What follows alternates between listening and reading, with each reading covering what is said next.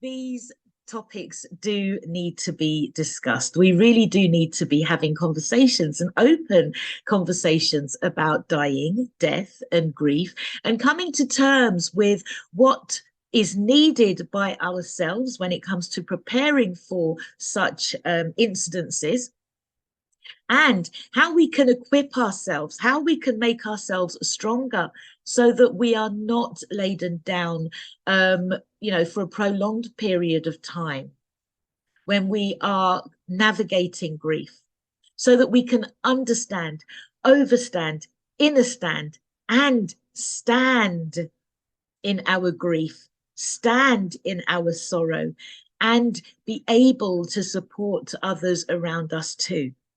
So, as I've said, my name is DJ LP when I am on Passion Radio. But when I'm not on Passion Radio, when I'm just walking those mean streets, I am Laura D. Pusey and I am a death care practitioner. So, with that said, what I can honestly say is that I have two businesses. One is DIPISM, that stands for Death in Practice. And the other one is FACFO, which is the Federation of African and Caribbean Funeral Operatives. Now, with DIPISM, my intention is to help everybody, support and guide people, their families, individuals in all natures, providing a wraparound service when it comes to all matters that relate to dying, death and grief. And with regards to FACFO, the main intention is to find all of the African and Caribbean brothers and sisters up and down the country who too provide the support that I do, who provide the services that I do, and who is there for us when somebody within our community sadly passes away. Now, this means that I'm searching high and low. I've created a directory. It is free to join the directory. If you know anybody who provides any kind of support and guidance with therapy, grief, death, funeral services, and end-of-life palliative care, please send them to www.facfo.org. You are needed, you are necessary. Your community and indeed your country needs you. Yes, because we work with everybody. We provide services to everybody up and down the country. Death is universal. It will come to us all. Nobody is immune. But in today's show, what we are discussing is, what is death? What actually is it? What does it mean to die? And what does it mean if somebody is dead? Is that really the end? Oi, these are questions that we need to know. These are questions that we need to know the answers to. These are like the questions that sometimes we are too scared to ask. So, my special guest this afternoon was Edison. He has not yet joined the Zoom. I can only imagine that there is some kind of problem, some kind of issue that has delayed him. We hope, we trust that he will be able to join us within the next 2 hours. Does that leave me stuck for words? No, I don't think so, because this is a subject that I could talk about morning, noon, and night. So, let's see what my perspective is when it comes to death. What is death? Why do we die? Well, drawing on the knowledge and the learnings that I have encountered whilst on this journey that I have undertaken, this journey that I call my calling, I have learned so much about what death is and what it might mean for us. I have realized that death is very underestimated. It is very feared, and it is very misunderstood.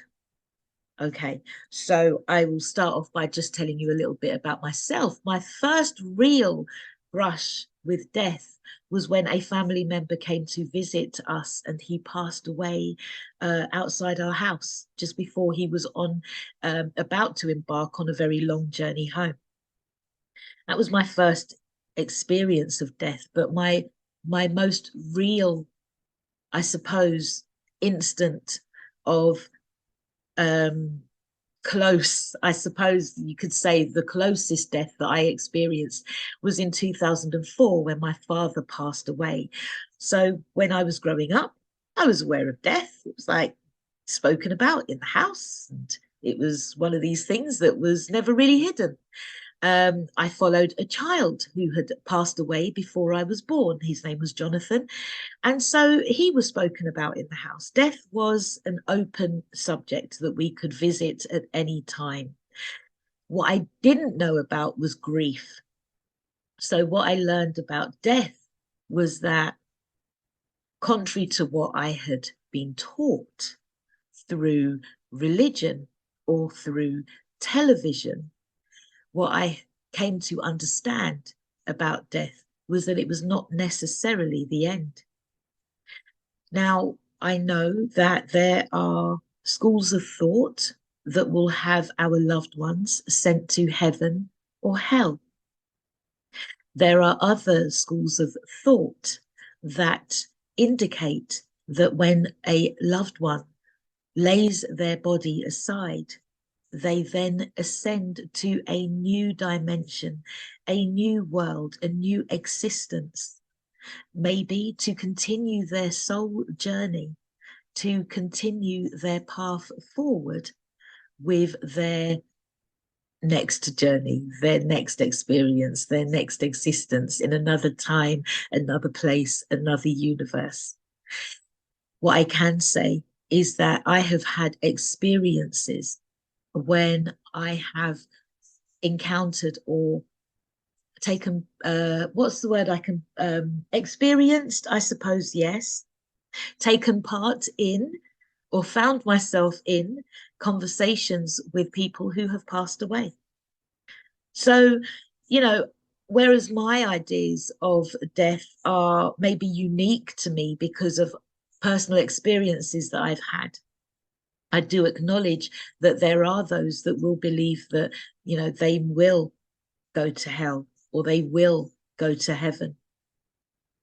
Either way, though, we can, I think, safely assume that there is a general narrative, really, that there is a next stage after death. Some people in the religion that I was raised in believe that that's it. When you die, that's it. It's over and done with. But there will be a moment of resurrection. So it would be really interesting to know what your thoughts are. What do you think happens after we lay our bodies aside? And if you'd like to take part in this conversation, you can do so. You can message me on 07975 861089. So I am Laura D. Pusey, and you are listening to me on Passion Radio, and we are discussing death. What is the nature of death, and what does death really look like?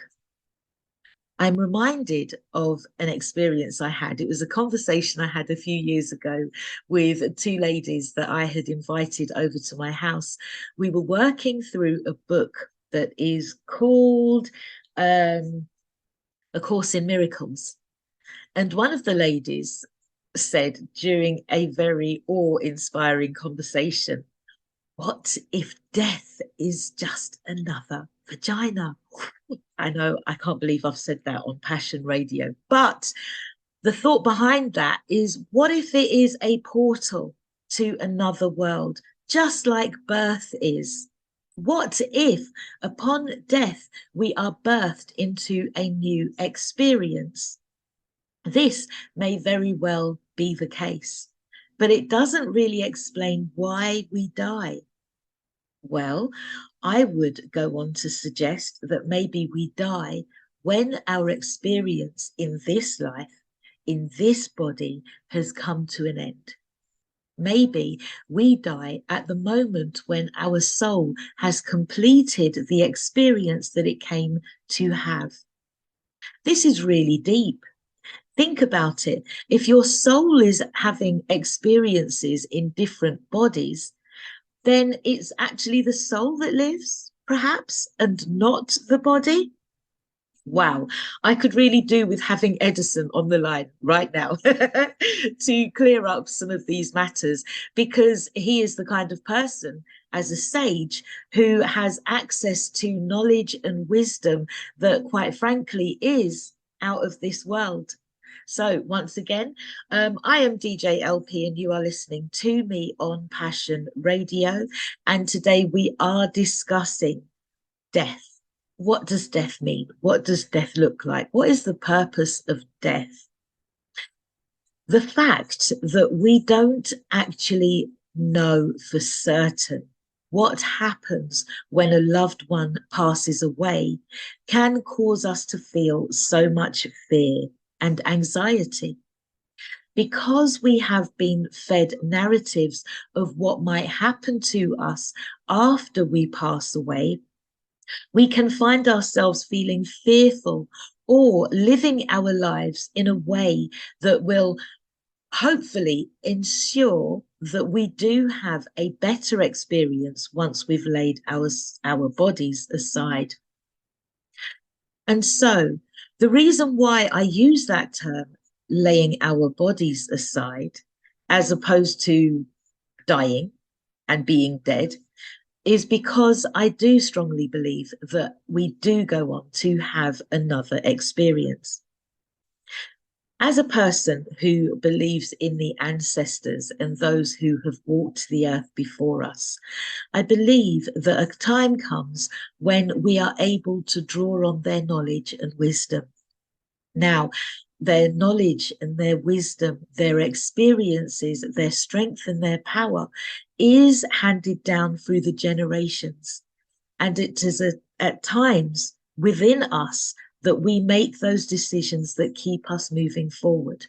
We, in turn, go on to have our children, and we pass our knowledge and our wisdom down. And so the journey continues. And, you know, as we mix with other people from other tribes and other nations, we find new ways to be. We experience new learnings and new truths. So we evolve as we go down through the generations. Some people would say that perhaps we devolve as well with time, and that humanity is devolving. Let's give that some thought, because there was a time when we lived for much, much longer, hundreds of years. And I remember that the oldest man who ever lived, apparently, was called Methuselah. If that's the case, then I am what? I'm in my mid 40s now. And so back in the day, back in those old days, I'd be what, a teenager?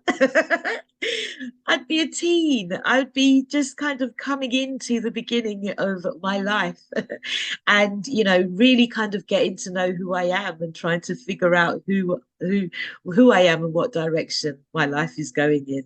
So I think that we can firmly say that we're on track, us mid 40 people, and it's all right. We're not late. We're not late. We're on time. And in time, we find out what it's all about. Having said that, I'm very conscious of the fact that I'm talking as though we all have the opportunity to decide when it is that we will lay our bodies aside. And in truth, we are not all given that opportunity. Some of us do experience a premature end.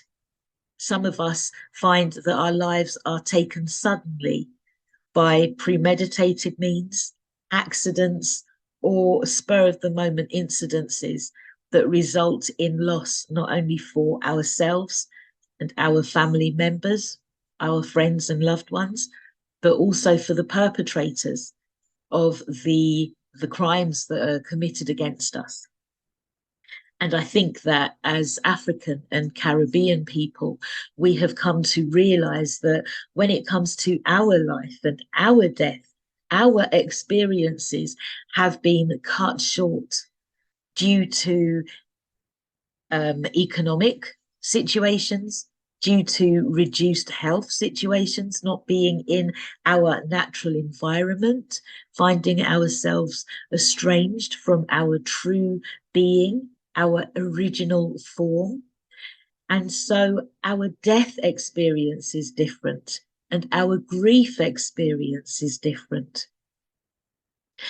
And so if we have come through a line of people that have experienced a curtailed life experience, then we can expect that we have work to do to clean up our bloodlines and to move forward with our next generations so that they do not have the same experiences as us. Why do we die? We die because we have to. We die because in order for us to have new, we have to come to an end. We can't appreciate the new without the old. We die just like the seasons. We have the springtime, the birth. We have the new, the fresh, the flowers. We have the abundance of energy. And then we go into our summer. And in that time, we find that we are often building and reaping and finding those that we are coming into alignment with.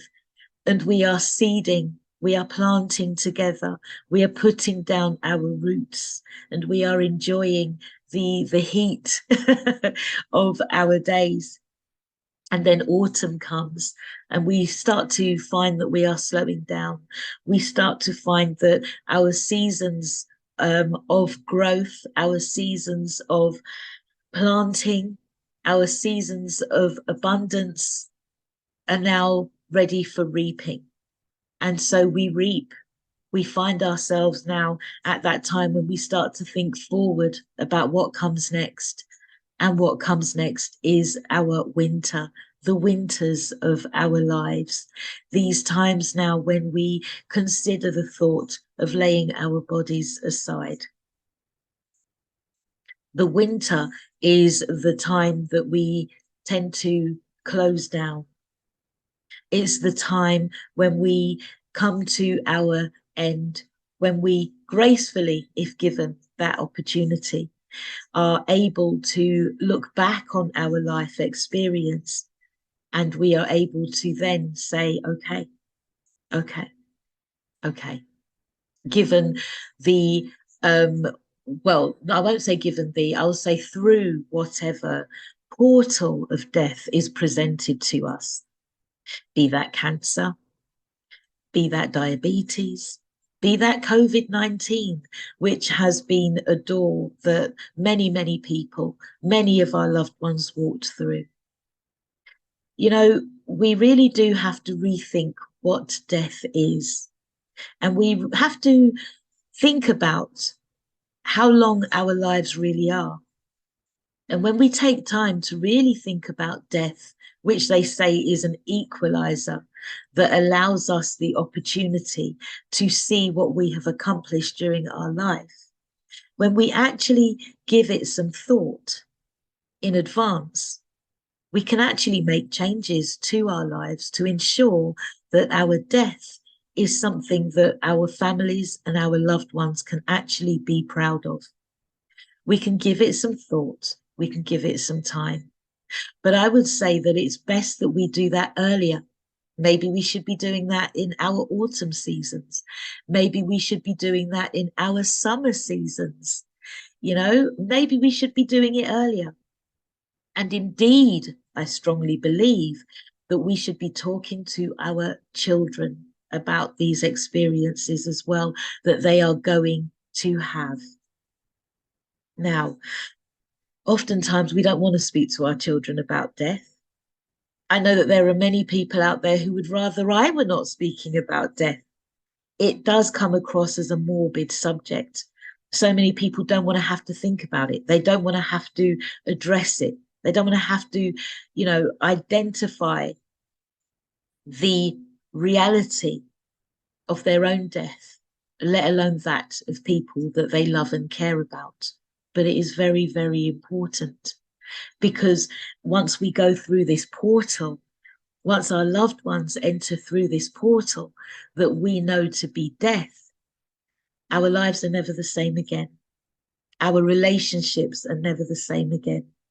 And indeed, the coming together that we experience in the physical has now changed into a completely different dynamic that we do not know how to encounter.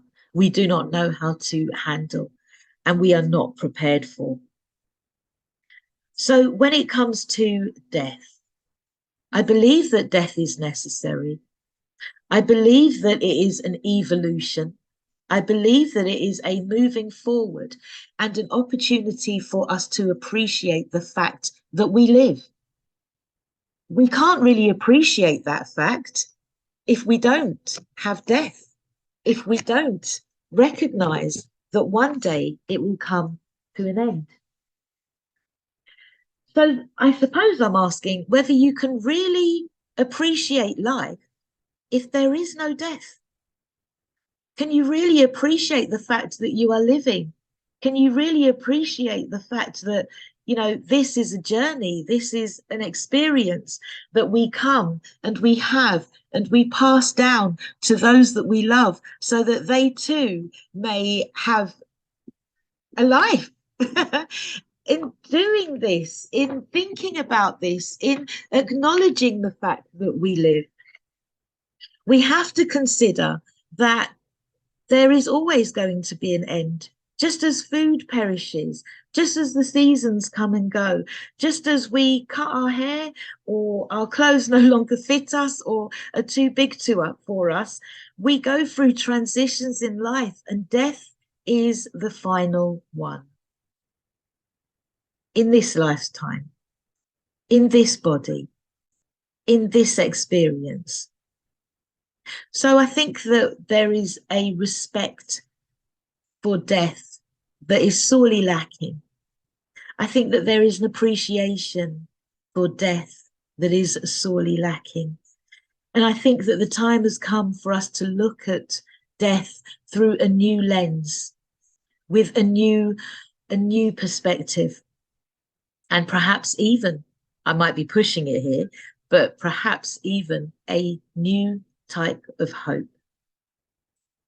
And when I say that, I mean a new hope that when we do pass over, when we do lay our bodies aside, we might then do so with awareness, with a more awakened perspective, with more thought and more planning, or an open mind as to what might come next. I'll give you an example. I've often heard, whilst I've been growing up, that, if somebody dies, you should tell them to go to the light, gravitate to the light, move to the light. And I think a lot of people have found comfort through that.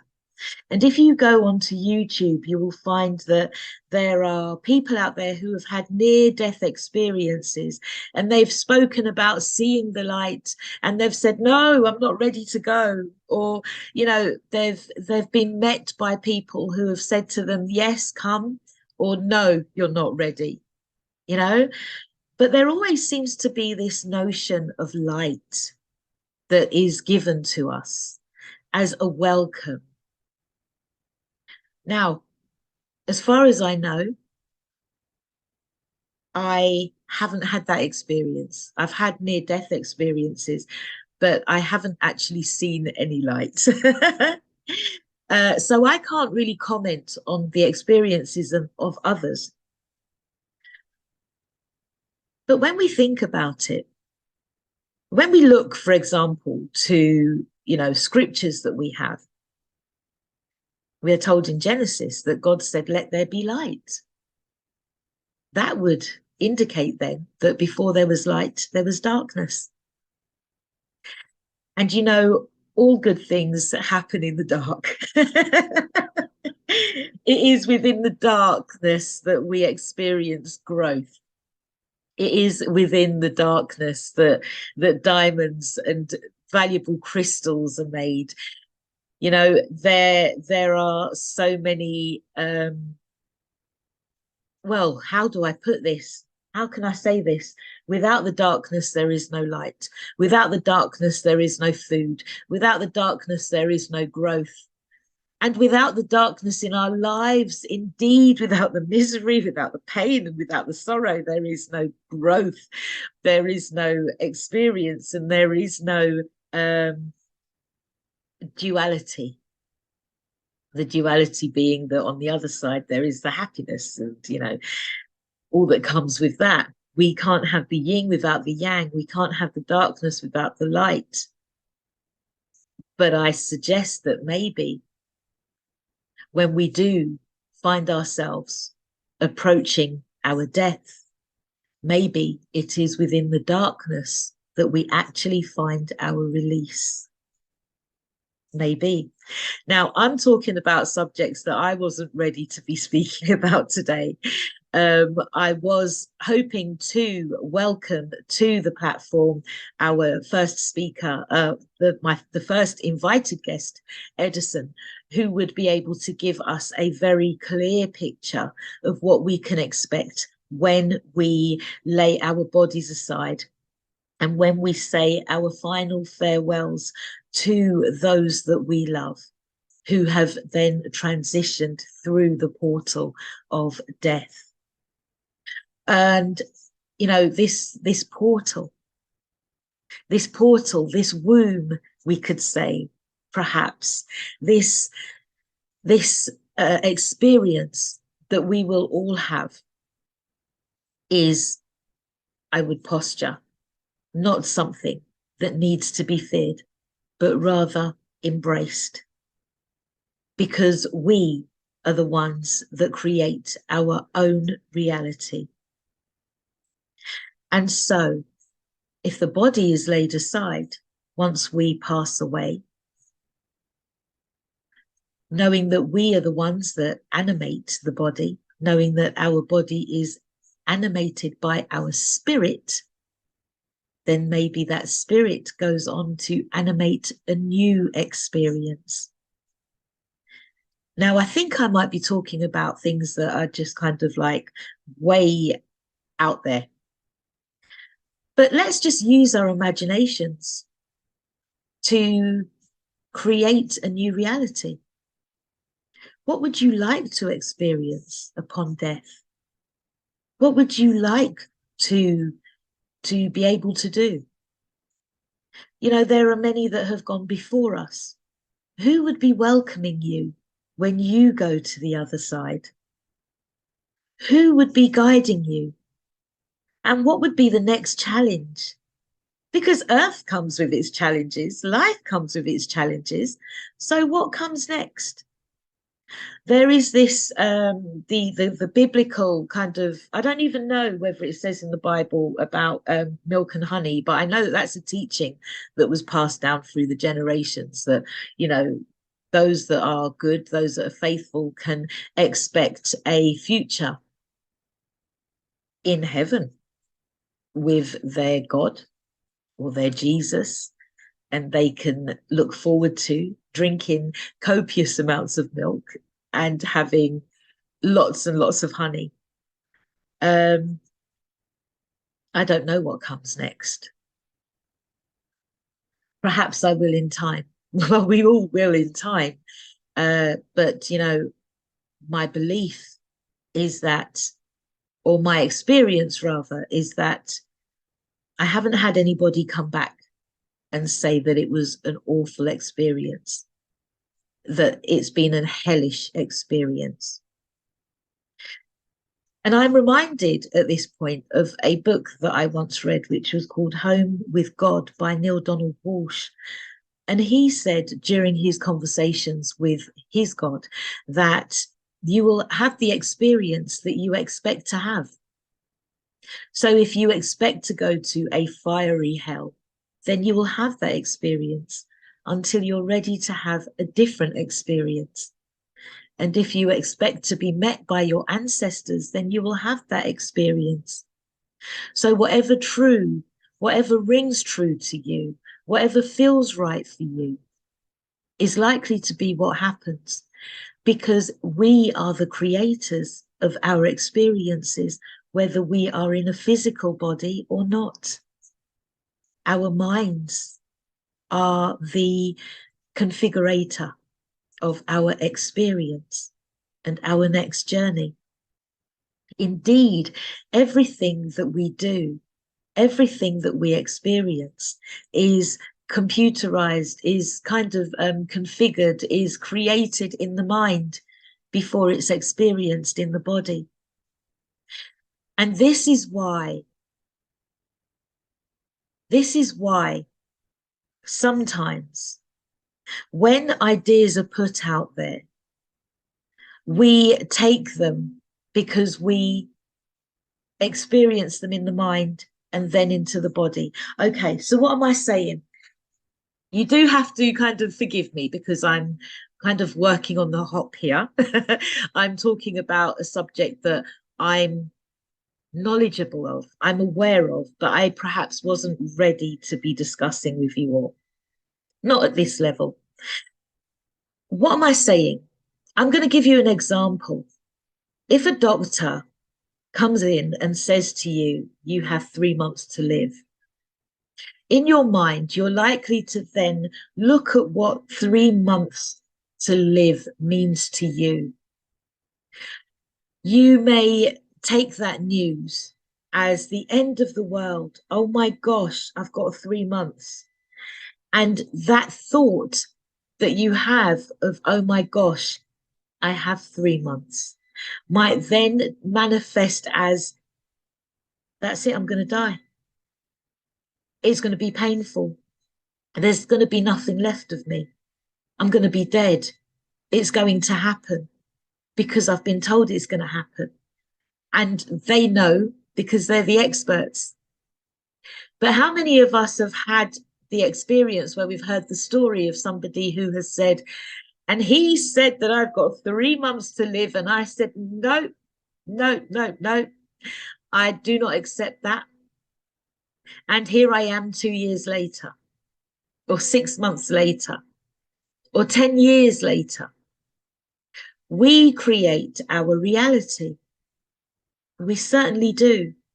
And the experiences that we have depend very much on our mindset. Certainly, in the life that we're living, in this system that we exist within, there are many ideas that are put out there. There are many thought forms that are offered to us. One thought form that I see is often relayed is the one that Black men are at more risk of getting prostate cancer. And then there was the thought form that was developed around the COVID-19 experience that many people had. You know, sometimes when we are given an idea or a thought that then manifests in our minds, we have the experience that we expect, and that experience grows from our past pictures, from our past images that we have stored up, that we use to make our future decisions. Those past images and past pictures that we have in our mind are the result of past experiences that we've had. Maybe somebody else in our family had the same ailment and they were given the same news, you're going to die in 3 months. And so we take that as meaning that's going to be the same for us. It doesn't have to be. I strongly believe that we don't die unless we are ready to. We don't die unless we decide to. And I know that this is very, very controversial. But I can only go on my own experiences. And I'm going to share an experience with you now. So there was a time when I lived in London and I was very, very distressed. And I was driving along the road at about 2, 3 o'clock in the morning. And I was saying, why am I still here? Why am I still here? I don't want to be here anymore. Maybe it was a diva moment, but I was very, very distressed. And then I remembered, oh, I've got to go and pick up some food. At, yes, 2 or 3 o'clock in the morning. It was like, oh, tomorrow I've got to cook this food. So let me go and pick it up. So I went to the supermarket. And as I was driving home from the supermarket, I was in a calmer state of mind. Remember, this is 2 or 3 o'clock in the morning. And then I noticed that there was a car coming towards me. Now, this experience happened 11 years ago. And yet the car that was driving towards me was very similar to that of one of those old time Ford Cortinas. And the lights were on, but not fully on. It had side lights. And as I was driving, this Cortina was driving into my lane, was driving into my side of the road. And at the last moment, I swerved to avoid it, but there was impact to my car. And I can say in a split second, I was given the opportunity. Are you going to live? Are you going to die? You can live and you can survive as I can't remember the word, paralyzed from the neck down. So I was given 3 opportunities. Live a full life, continue as I am. Live and be paralyzed from the neck down, or die. And I chose, obviously, to live a full life. But I know that I was given that experience for a reason. It let me know that even in an accident, even in an untimely death, perhaps, maybe not for everybody, I don't know, but perhaps there is a moment when you can decide whether you're going to continue or whether you're going to call it a day. When my dad was in hospital, he was on a life support machine and he was in a coma for a few days. And I couldn't help but think to myself, he's deciding whether he's going to stay or go. And when he did go, I found comfort in my own personal thought that he only left me because he could, that perhaps he had seen my future and decided, yeah, okay, she's going to be all right. Now, that perhaps was very selfish of me to think only about myself at that time. But isn't that a time when we kind of need to reassure ourselves? It would have been so much easier for me if I'd had a conversation with my dad before he had passed away, but he was never going to die. And that is the truth of our loved ones. They're never supposed to die in our minds. But the reality of the situation is that we are all supposed to die at some point. Some of us come to earth to experience a long life. Others come to earth and their experience is over in a matter of minutes, days, hours, weeks, years. And so I'm reminded of a conversation that I had with somebody, I think this weekend, when she said, oh, that was no age, he wasn't ready to die. At which point I replied to her, well, when is the right age to die? There isn't one. But we must remember that our souls are on a journey.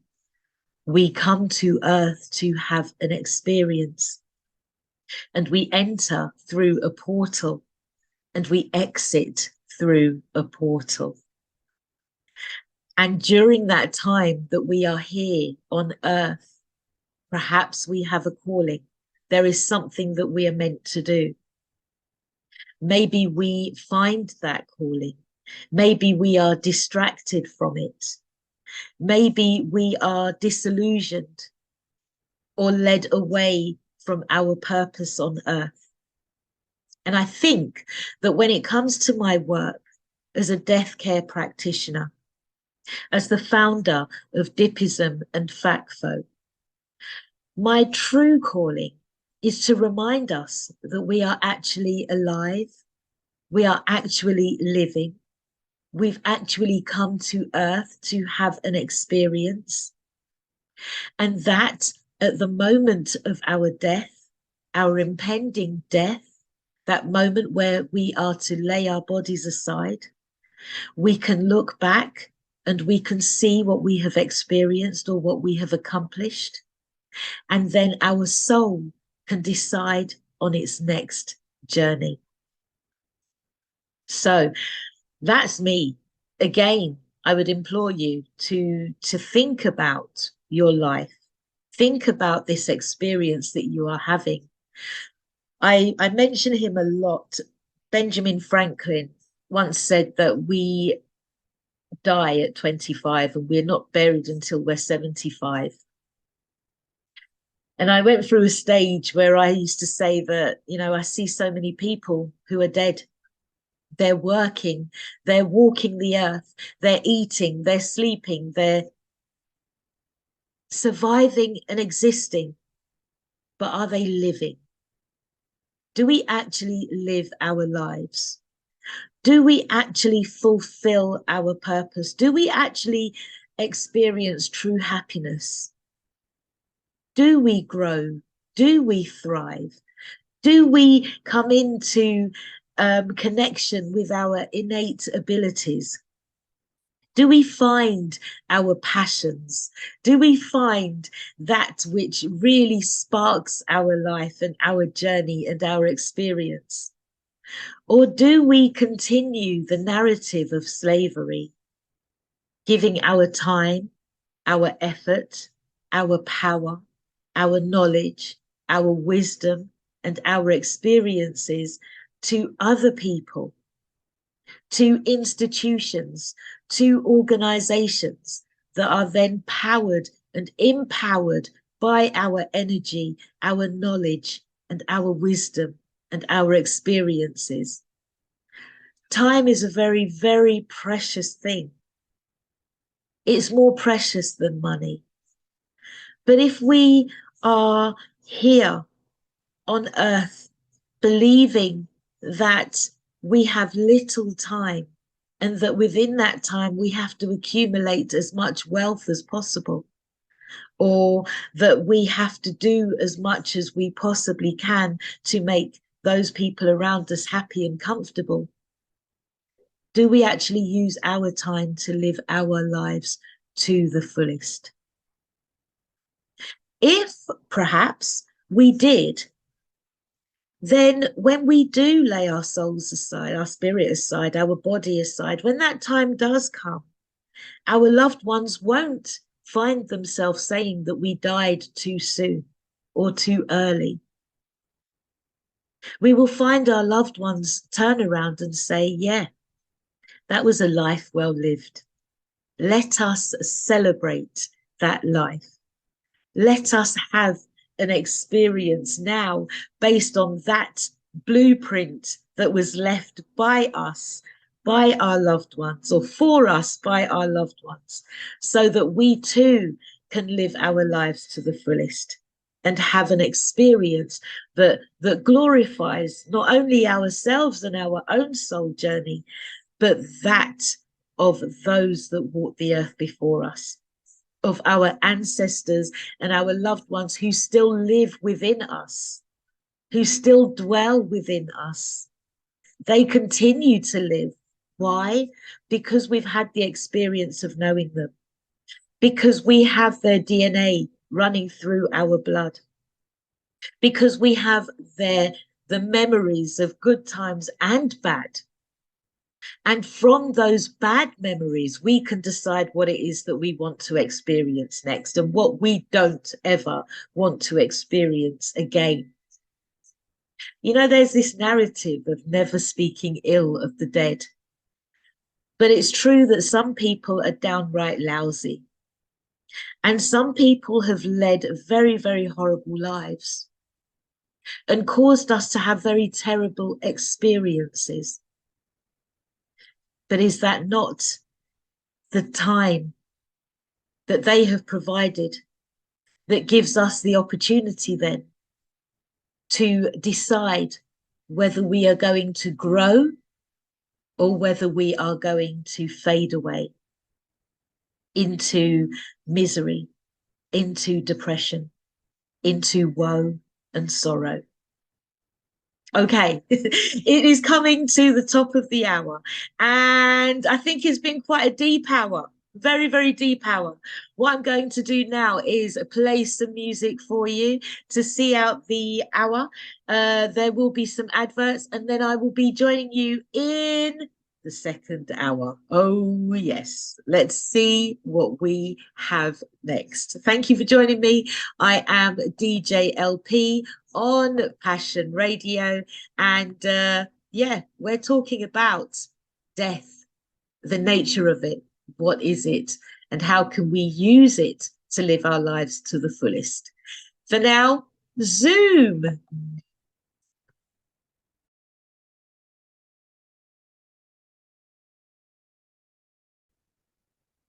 Okay, hello, warm regards, wagwan, yeah, right. Here we are back for the second hour of what I am now going to call the Dipism Show. Yes, Dipism, Death in Practice, is now on the radio, on Passion Radio, and I am at night, DJ LP. During the day, I am Laura D. Pusey, death care practitioner. And I'm here for the second hour of this show. So I want to thank you for joining me if you are still here. And it is my pleasure to say that coming on this second hour at some point will be Edison. He'll be talking to us about death and the importance of it, the necessity of it, and why it happens. Why do we die? What is this thing, this notion, this phenomena that we are all subjected to? And how can we better understand, understand, overstand, and stand when we are face to face with death? How can we navigate ourselves, our emotions? Indeed, it helps, I would posit, that it helps for us to be more aware of it in advance, for us to be having conversations about it, for us to be more prepared for it, knowing that at some point it is going to come, because from the moment we live, there's going to be death. That is a given. That is the one thing that cannot be avoided and will be experienced in one way, shape, or form. So what is this thing called death? Well, I have spoken about it in from my perspective in the first hour.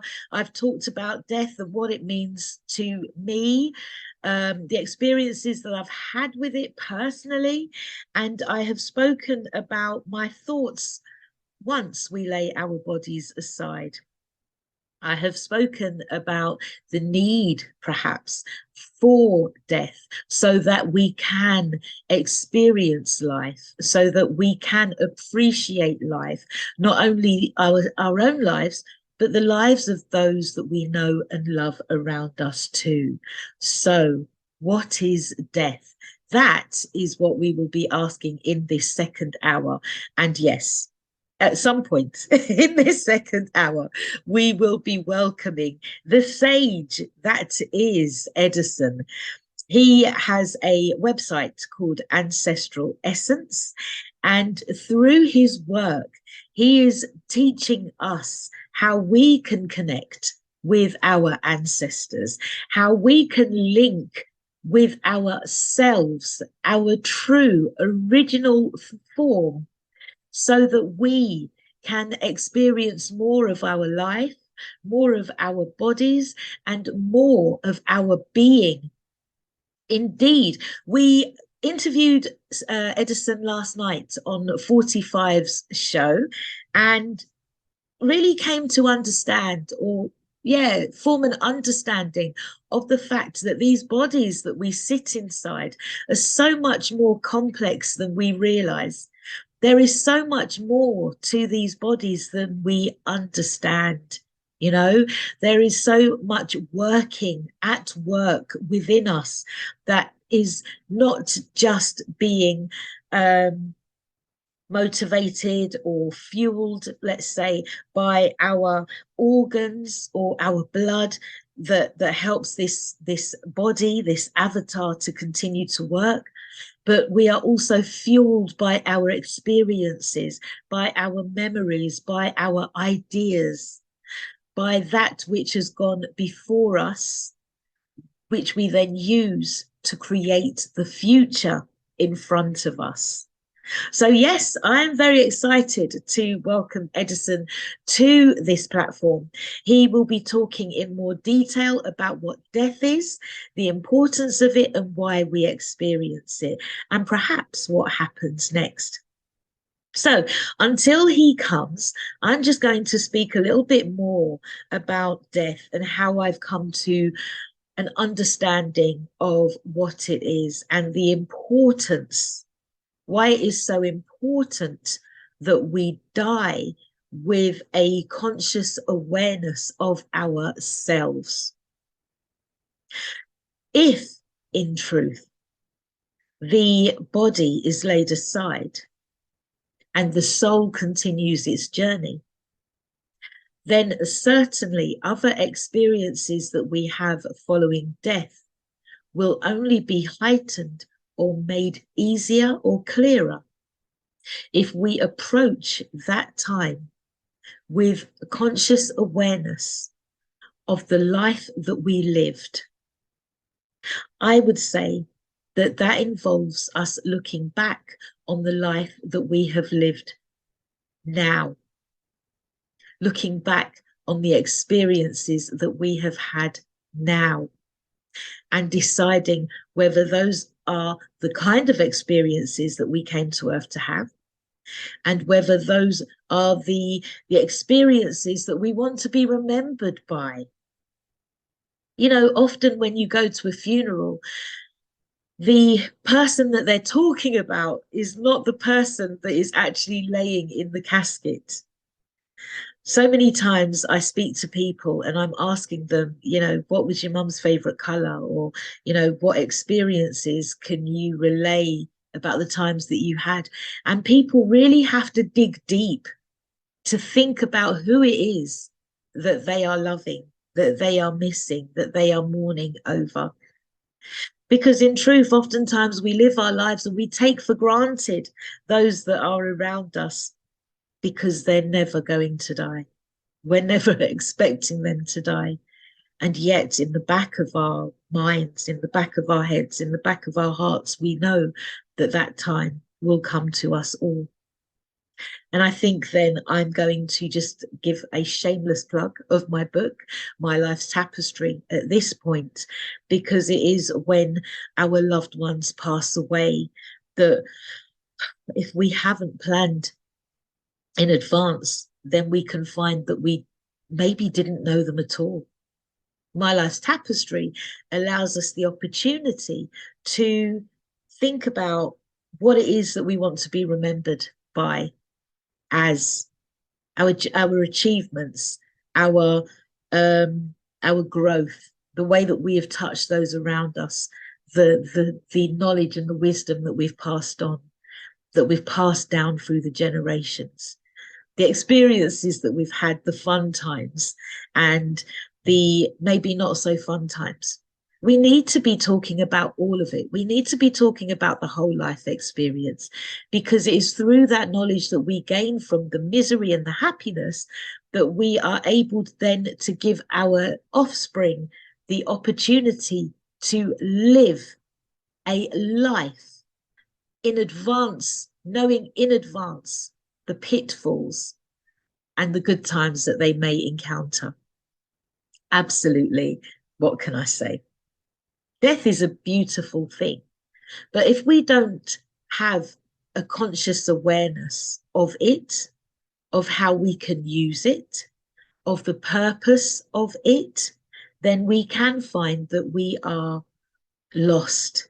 We can find ourselves in a state of deep fear, and we can find ourselves wanting. And if we do not fully understand what death is, then we can find ourselves feeling as though our connection with our loved one is completely over. We may dream them, but we may fear the dream. We may ask them not to come back because we don't understand that, they've only laid their body aside. We may find that, there are times when our grief is just so heavy, is just so much to bear, that the thought of reaching out to our loved ones is impossible. But they walk with us. They don't leave us. They may be distant, but we have the memory of them.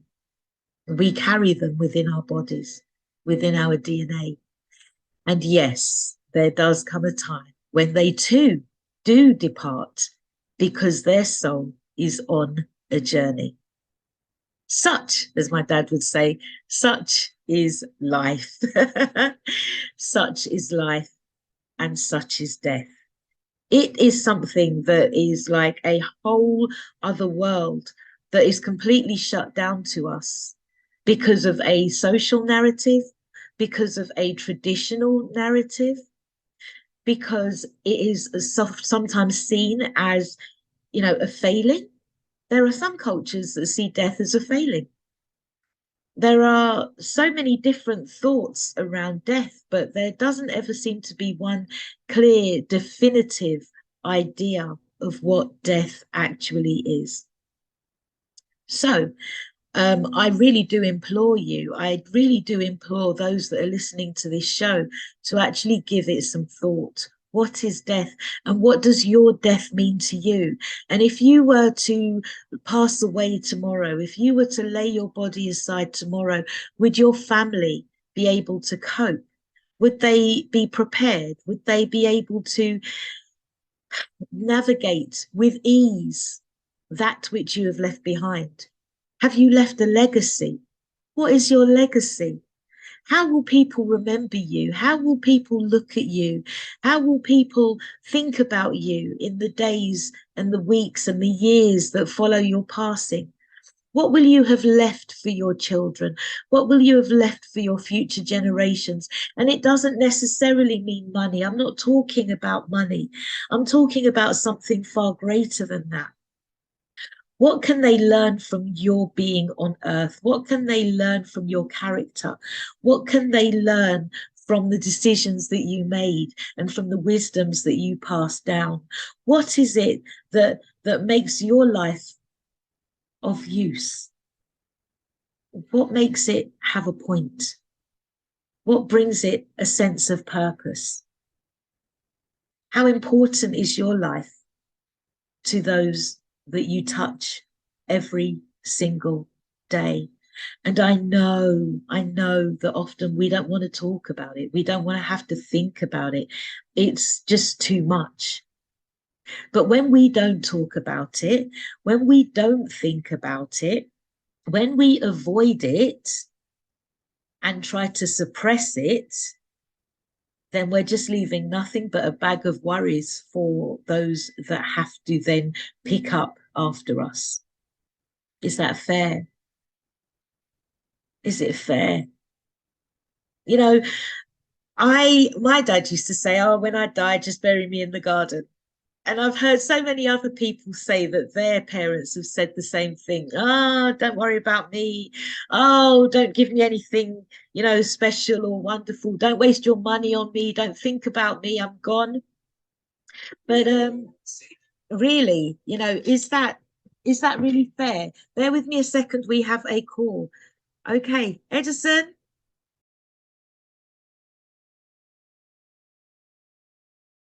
Okay, all right then. Thank you so much for joining us. We don't have that long, less than half I an know, hour.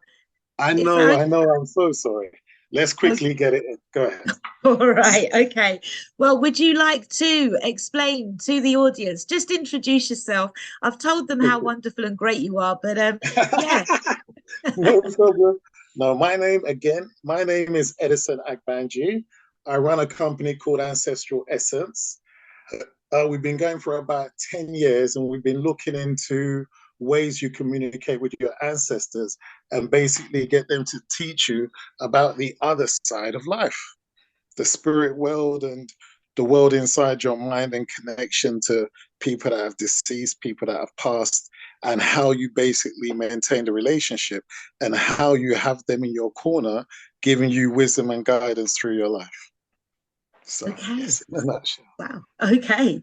Well, this is quite an alternative thought, isn't it? To, I think most of us growing up were sort of told that, if you, when you die, you can either go to heaven or hell and milk and honey, or nothing happens at all. So you're kind of indicating that there is a follow on after death. So could you explain what death is? Well, death really is the transition of state where you no longer participate in reality via your body. You basically participate as your consciousness again. So you are really just, how do you say, um, you're here living your life through your body, but you're the consciousness that's actually looking through the body and experiencing the body. And but it's not actually the body. That which you can experience, you're not actually that. That which you can observe is not actually you. You are separate from the experience, which means that you're something greater or something. You're not the actual event. You're not the body taking place. So death per se is just the ending of a story in the body that you're in. But your consciousness came from somewhere and your consciousness is going somewhere. So therefore, the journey doesn't end for you. It just ends in this body story suit. Okay. All right. So would you say then that death is necessary because we're going somewhere else?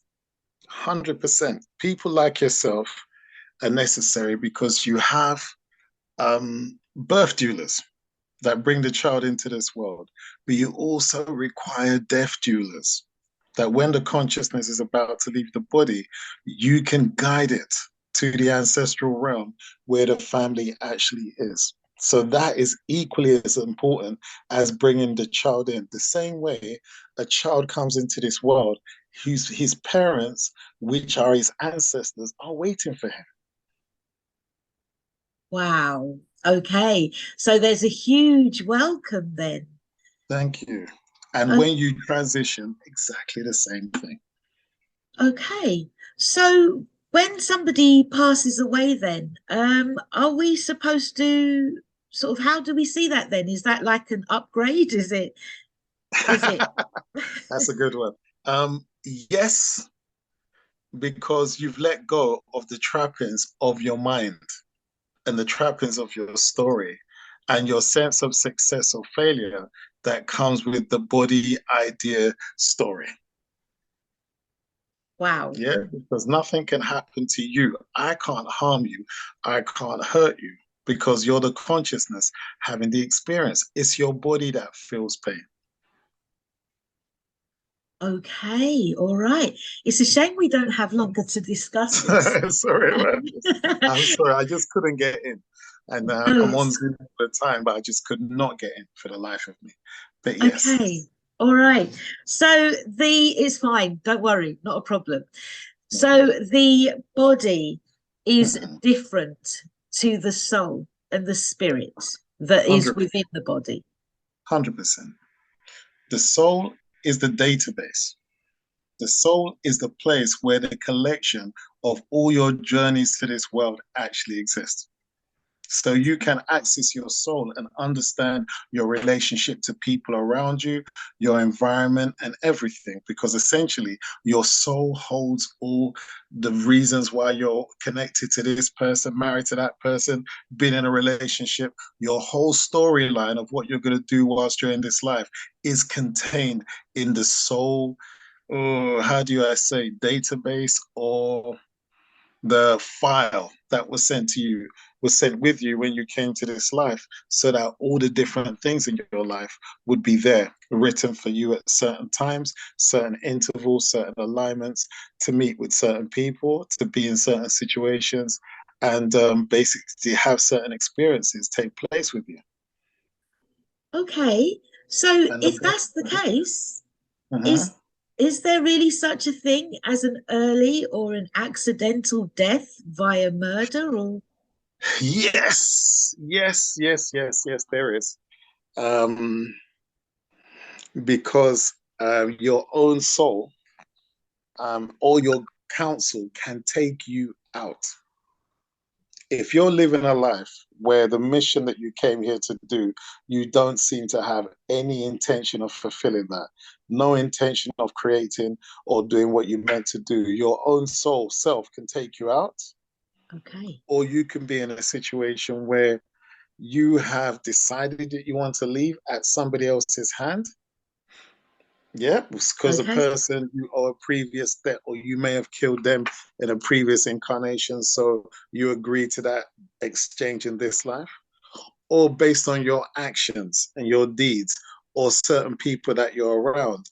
Certain energies can manipulate the reality that you're now going to face and put you in danger of such situations as death or being harmed. Wow. Okay, this is deep. This is deep. So everything really, I think then what you're saying is that everything is kind of done on an agreement. Everything. You Okay. agreed before you came here, you just forgot your contract when you arrived. Or not when you arrived. As you became educated, you lost the capacity to be able to access your memories of why you came here and what you came here to do. Okay. Okay, all right. And so fast forwarding, going back to what you just said about connecting with your ancestors after death. Um, you were saying that, people like me help people to kind of cross that bridge so that they That's can right. find themselves with their ancestors. Mhm. Is there any way that they can find themselves anywhere else, accidentally, somewhere else? Or is it just a given? A much bigger story. That if I went into that, that would be crazy. But yes, not all ancestors are good. Okay. But even that's your destination. You want the right ancestors to turn up and take you to where you need to go. Okay, Yeah. right. And do they come via invitation or do they sort of know beforehand, all right, I'm going to be the one that greets you? Yes. About normally a month before, people start exhibiting behaviors where they said, "Oh, I saw this person the other day, and I saw that person the other day." And everyone knows that person had passed a long time ago. So, be about a month, 3 weeks, or what have you, they will start to visit the person and start giving them indications that your time's coming. We're going to basically be bringing you to us where we are in our dimension. People think that their family member has gone crazy. The family member hasn't gone crazy. They've now just been told, and they've been having conversations with people that what you think of transitioned by our story of the world, but they haven't. They just operate in different dimensions, and they're basically coming to prepare you for the journey that you're going to take. Hey, and I think that I'm not sure whether it's a cultural thing, but I'm aware of that time being referred to as traveling. Yep, So yeah, where our mind is traveling, we're having these conversations with those that have gone before us, and so they are preparing us for that time. Okay, 100%. Where they're going to take you, and then when you're over there, they're going to help you with the way of the land over there. So this is right. why you normally stay with one of your grandparents or your mother or your father, and then they take you through the steps of living over there and what that entails. Okay. Okay. Wow. This, I think, is new information for a lot of people. And I believe that at times we've been really led away from the thought of interacting with our ancestors. Um, would you Yeah. say that this is our um, ancient, authentic truth? Well, this is where it becomes slightly, how do you put it? It's almost like you've been doing it all your life, but it was called something else. So you've always been interacting with your ancestors. You've never not interacted with your ancestors. Before you even open your mouth, you've had a discussion in your brain as to what you're going to say. What am Okay. I going to say next? How am I going to? And who are you discussing that with? Okay. Who are you having your internal discussions with before you open your mouth? Who are the people that you're asking within yourself who have got a better understanding of the subject than you? Who is that person that turns up every now and again and say, don't do this, don't do that? And you then claim that I ignored myself. Yeah. I Yeah. heard that and I didn't listen. Yeah. I knew I shouldn't have done it. I Knew heard I of, should have yeah, stopped. you, yeah. Yeah, Okay. something told me. And that's who they are. And that's who they've always been there with you doing those things. It's just, yeah, Okay. that's something else. So do we then identify them, I suppose, as our intuition? You do as your intuition, and then it can be random, as in now and again, you can find them by various body indications. Like you could get one of your hands to start itching, and you now recognize that means something else, or your foot starts itching, or something starts. Yeah. And over a time, you build a whole collection of different body indications that something is going to happen. Okay. So that you call your intuition. But what we do is clear all of that stuff out of the way and give you a direct connection. So therefore, it's not wishy washy, hope and see, give me a sign, all that stuff. That is not something which we actually do. We just say, speak to them direct so that you are communicating with them. And after a while, you don't need no instruments to do that, no divination. As you walk, you talk. As you need something, you ask. And when you're looking for something, they will tell you.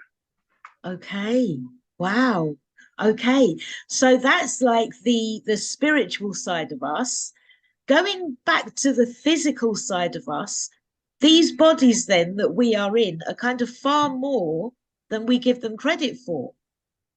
They're the most amazing machines that you can imagine. We abuse them out of ignorance and out of emotional disturbance. Oh, But as I often say, you have to work out how many billions of cells are actually in your body, which cells are specialized for the lung, the liver, the kidneys, different sets of cells, all of them living, all of them sentient, all of them with their own intelligence, all of them with their own life path and destiny. So, what are you really, an individual, or are you a community of intelligent beings working together so that everyone can fulfill the potential that they came here to do? okay. I'm with you completely. I know that yesterday when we were on 45's Mm. experience, you were saying that you often refer to yourself as we as Yes, opposed to I.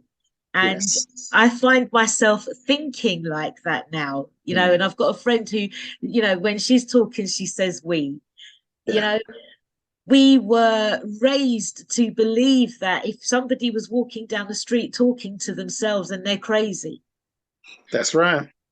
And it really saddens me, the amount of our brothers and sisters who have been, taken to mental facilities for what perhaps may have been a spiritual awakening.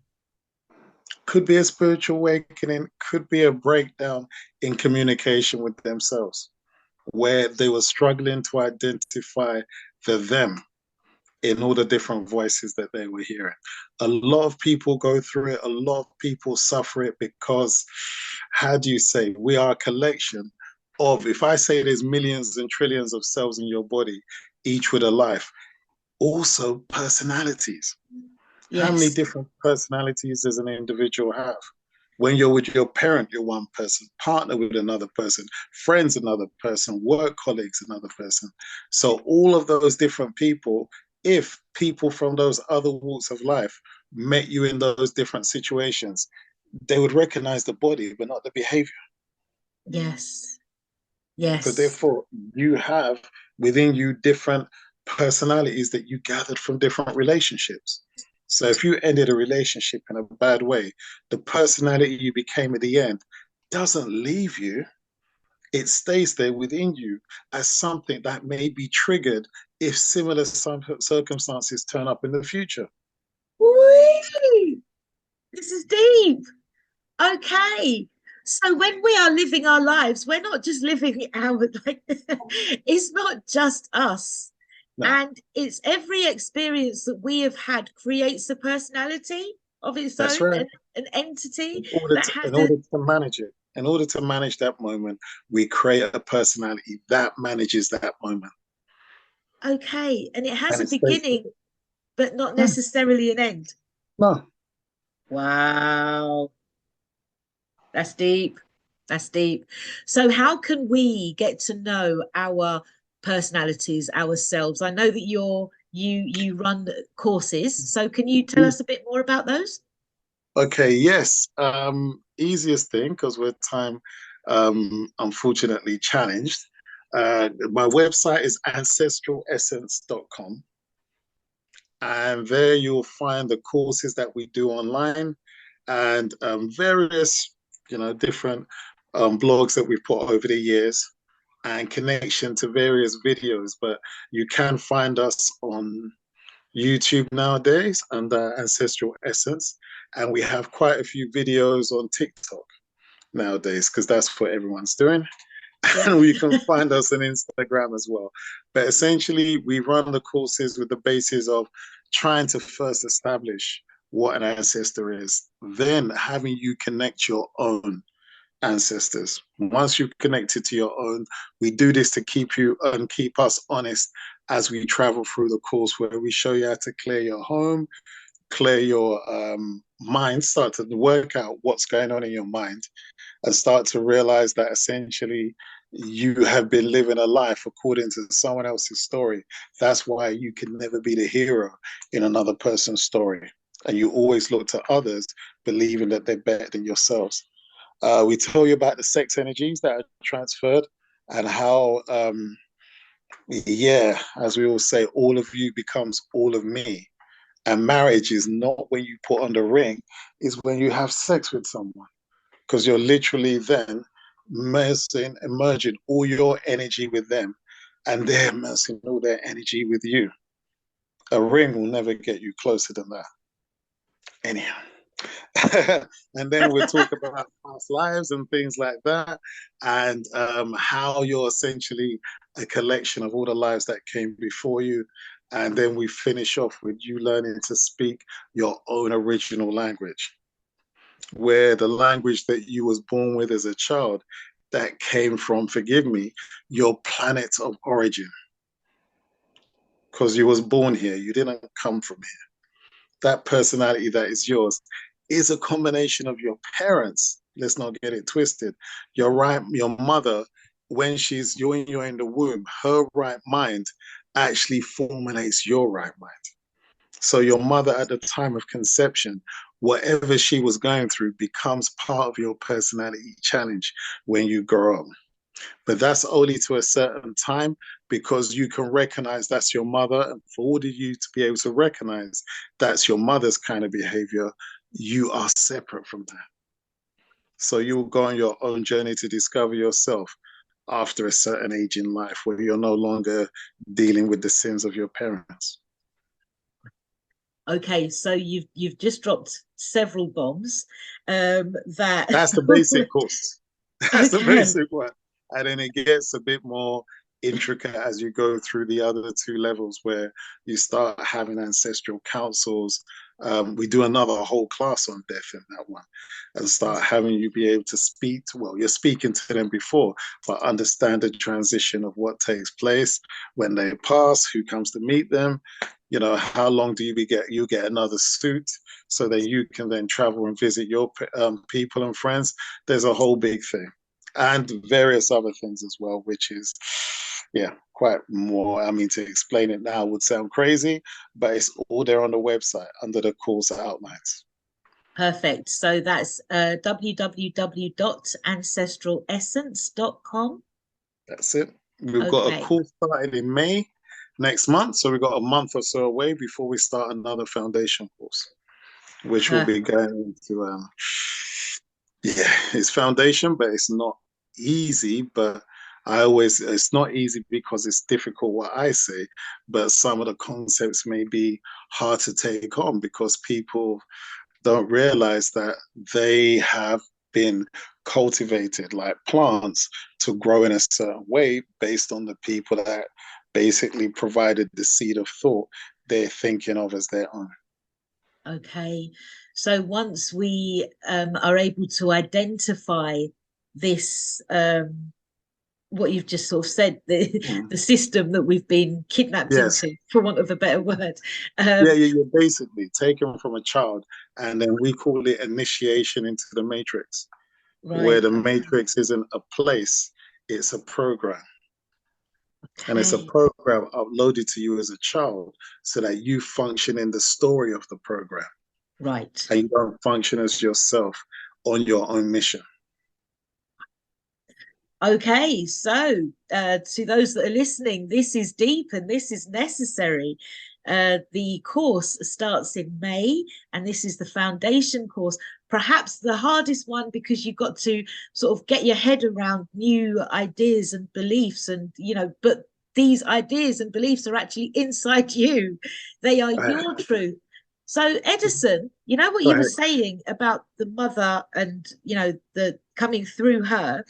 When we die, then, do we return back to our planet of origin? Yes, you can return back to your planet of origin. And this is when you're speaking your language, you're going to speak the language of your planet of origin. We've only had once where we had two ladies that came from the same planet Oh, and they spoke the same language. It was deep. When they were speaking their own language, there was two of them were speaking, and all of us were looking like, huh? And when you start realizing all the different languages of the world come from specific planets. okay. Wow. Yeah, that's why Okay. when you're speaking English, where does the English language come from? What planet and what were those people like? And that will tell you why, when you speak that language, what mindset you're actually in. Oh, oh, oh, because if we are speaking the language, then we are thinking in that language. Thank Now, you. I am aware of the Phoenicians that apparently Mhm. created the English language. The Yeah. alphabet and everything. Yeah. But then I suppose your language will ultimately generate your energy so that you're worshipping a god of those people, of that language. Does that? Yes, your language is a religion because the Wow. limitation of what you can see and understand is within the language you use. So if someone has, say, a concept of the mind and their language allows them to explore it, because say it was the West African tradition Ori, and they would say you have four different types of Ori, one that you can change, one that is fixed, one that is your storyline. Right. Yeah, another one I Yeah. can't remember, but I think you can impact and change all these different things. But there's four different aspects of your mind. So if you have more breakdown of those aspects of the mind, then you can go deeper into those concepts. But that's if you speak that language. If you speak English, they're just going to call it the mind. So the Right. word ends at your investigation of that concept, ends at the expansion of that word use to describe it. That's the same word for spirit. That's the same word for water, where the Eskimos have 10 different versions of how they say water, and we just say water. Water. So our relationship with it is limited by the language we use to describe it. Okay. And so our minds are limited, and we are in a Thank you. program that is greater than our understanding, or, well, to the point where we cannot form an overstanding or an inner standing. No, Okay. And so if we are able to enroll on your foundation course that starts in May, then we can that's really start to break free of the programming that has enslaved, entrapped our minds. What date does your course start on, brother? it starts on the 21st of May, so we've got quite a bit of time now. There are different structures of how you can pay for it. It's not all at once. So there are different levels. I think it's two, three occasions, one occasion, two occasions. So we have different ways in which you can engage on the course and engage with us.